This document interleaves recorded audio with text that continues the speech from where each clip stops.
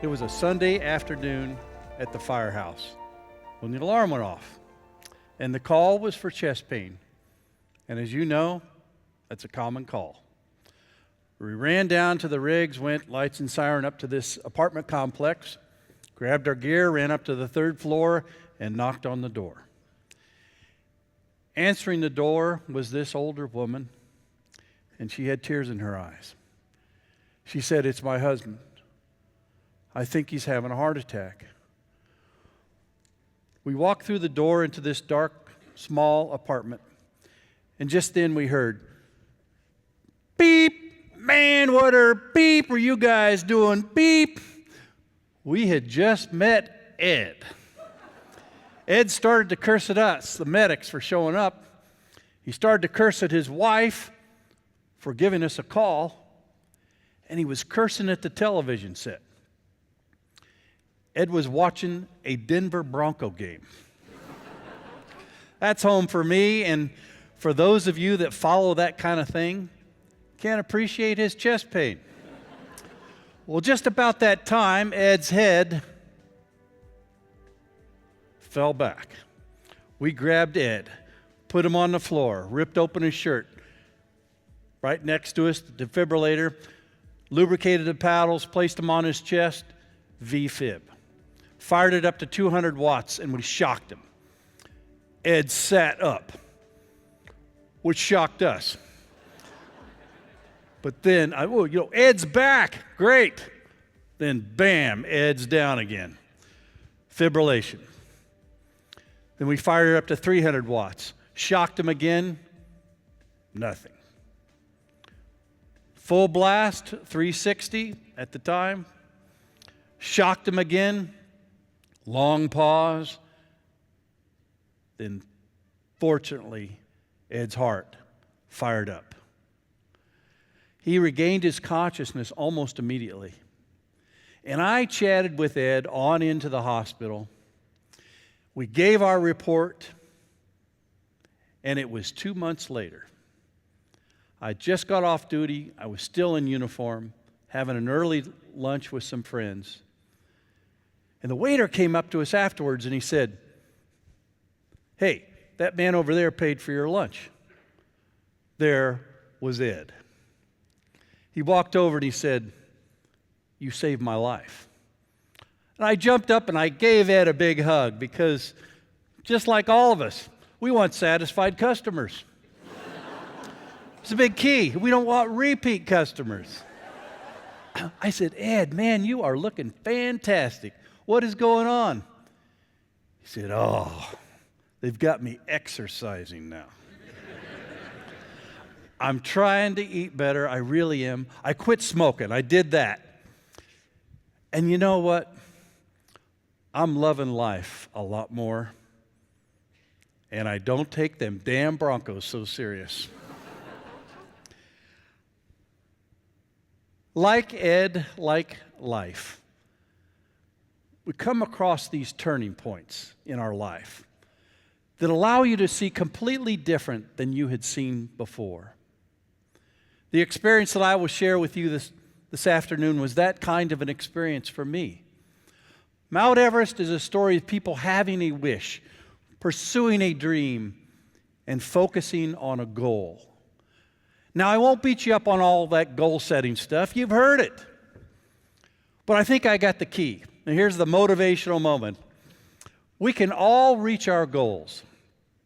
Just set real low goals.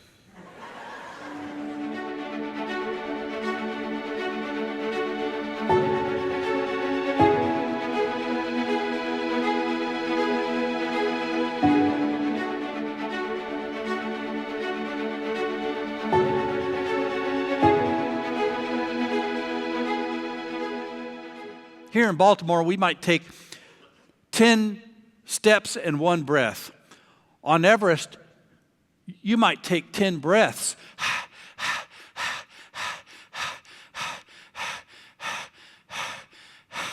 And take 1 step. Now I know some of you are thinking, where do I sign up? And some of you are saying not all nuts grow on trees. And I'm not sure where I've caught you today.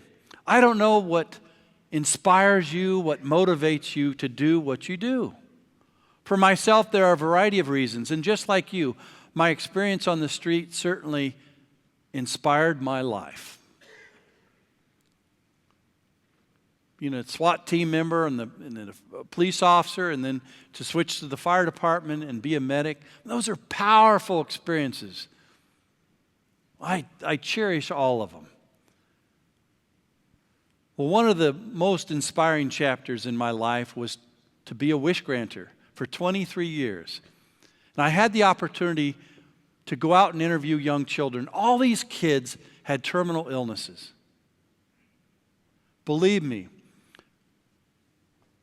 when you talk to a young child and you ask them, hey, if you had one wish, what would it be? And they share their last wish with you, it puts this whole goofy thing we call life in perspective.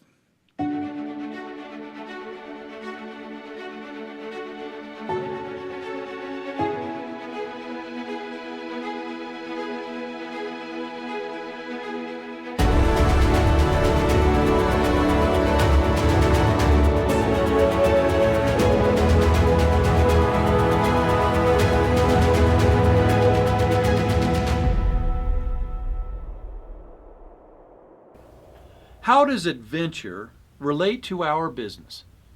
And why should we hire this Brian OMalley guy?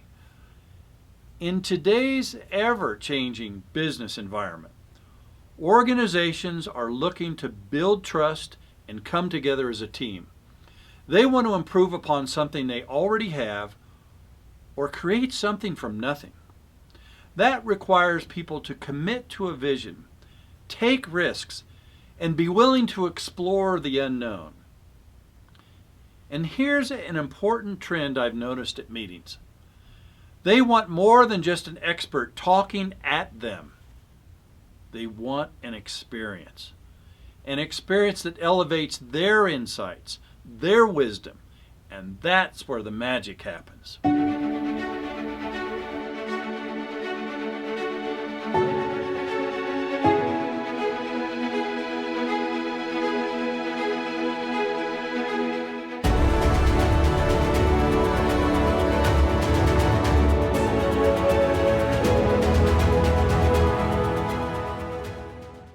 Team was made up of people just like you, different shapes and sizes and colors and backgrounds.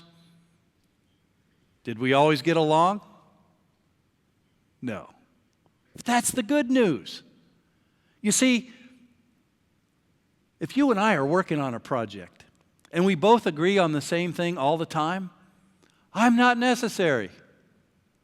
It is that diversity of thought, innovation, and creative ideas, dialogue and conversation makes for the great ideas. I mean, that's why we come to this conference. Learn something new from someone new. But I'm thinking, it's kind of like when I was a police officer. I pulled this guy over for running a stop sign. I said, man, didn't you see the stop sign back there? He said, yeah, but I don't believe everything I read. When I tie a rope to myself, and I tie a rope to you, I have said, I trust my life to you. And I know, all my years on the streets, the importance of trust and team in this audience is huge. And ask yourself, does the team trust me? Do I trust the team? Does the team trust each other? And really important, do I trust myself?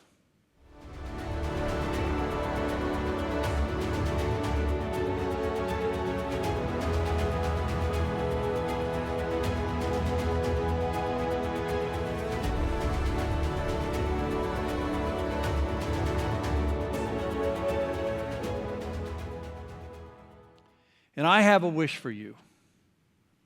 And that wish is when you leave this hall this evening, that you choose a mountain to climb.